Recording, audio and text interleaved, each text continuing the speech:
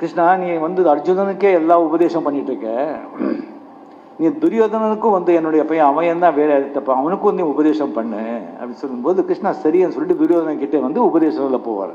அப்போ துரியோதனா சொல்றான், இதை பாரு கண்ணா, எனக்கு எது நல்லதும் தெரியும், எது கெட்டதும் தெரியும், எது தர்மம் தெரியும், எது அதர்மம் தெரியும், எது செஞ்சா புண்ணியம் தெரியும், எது செஞ்சா கர்மம் தெரியும். ஆனால் செய்ய முடியல, நான் செய்ய மாட்டேன். அங்கே அர்ஜுனன் சொல்லி ஒருத்தர் இருக்கான், அவன் நல்லதும் தெரியாது கெட்டதும் தெரியாது, எது செய்யணும்னு தெரியாது, எது செய்யறதும் தெரியாது, அவன்கிட்ட போய் நீ சொல்லு அப்படின்னு துரியோதனா. அர்ஜுனன் நிஜமா அவன் எல்லாமே சரண்டர் ஆயிட்டான், அவன் ஆத்மாவும் சுத்தியா இருந்தது. அதனால்தான் கிருஷ்ணா அந்த சொன்னது எல்லாமே அவருக்கு பகவத்கீதை அவர்கிட்ட சொன்னாங்க. ஸோ ஒரு விதத்தில் நாம எல்லாரும் துரியோதனர்கள் தான்.